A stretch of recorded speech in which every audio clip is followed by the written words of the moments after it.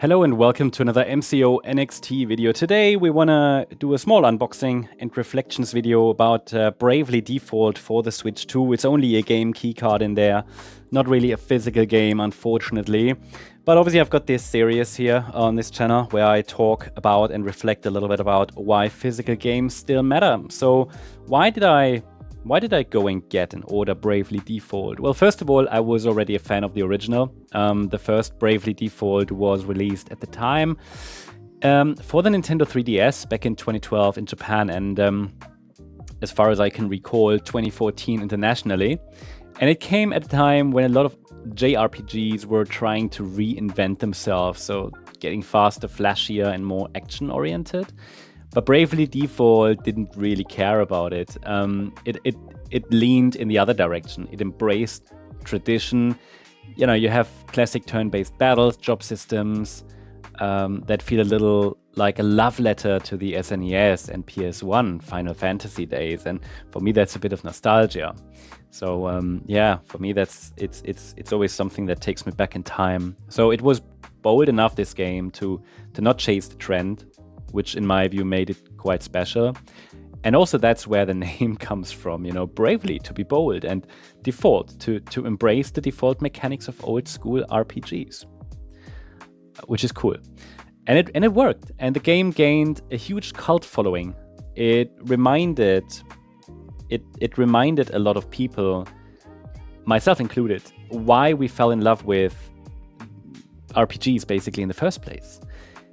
That feeling of slowly building your team, customizing their roles, grinding through dungeons. You know, I've always been someone who's been...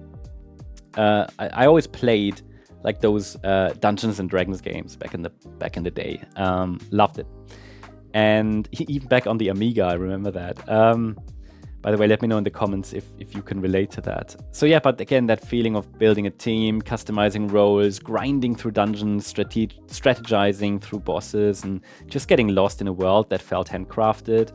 So when I saw that Bravely Default was released for the Switch 2, I knew I had to pick it up, even if it's not the full new like remake or sequel, and it's just a game keycard, right?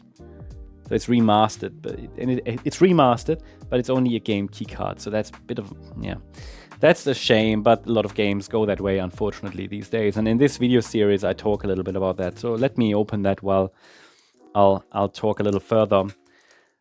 So games like Bravely Default, in my view, they are timeless for a reason. Okay, so I'm back. Just had to stop because Amazon just delivered a bunch of stuff for the Switch 2, actually, which I'll talk about in one of the next videos. But yeah, what I wanted to talk actually about is Bravely Default. It's timeless for a reason, and it doesn't rely on photorealism or spectacle.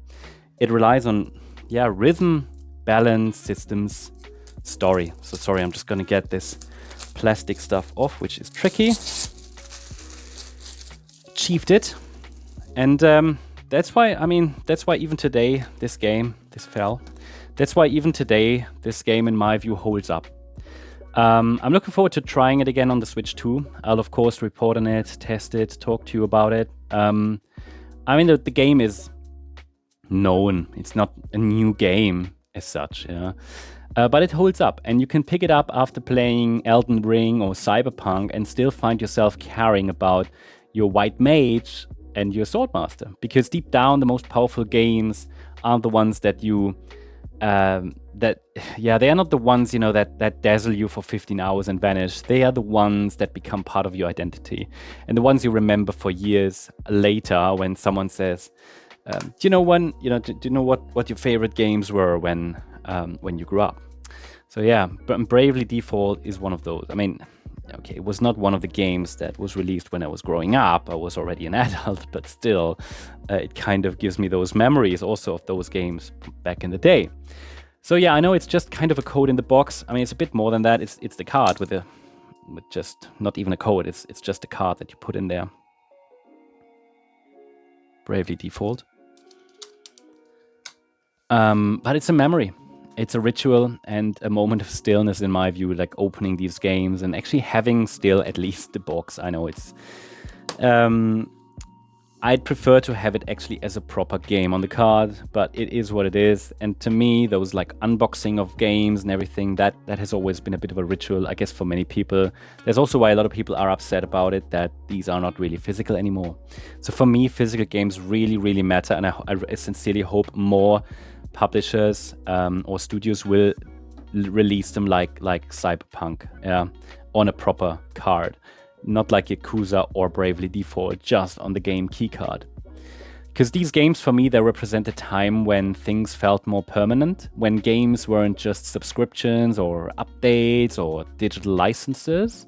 They were yours and ours, you know? So if you're like me, if you still value the feeling of tearing off shrink wrap and hearing the click of a cartridge, or just seeing your shelf grow with games, then maybe this kind of unboxing still has a place in your life as well. So not because it needs to, but it's just a reminder, and just because we want it. That's because we want it, because it feels good. But yeah, that's just sort of a little bit of talking about why I find physical games still important while everything else is getting digital. So hope you enjoyed it, and nothing special here, but hopefully you still enjoyed the conversation. Thanks so much. Bye-bye.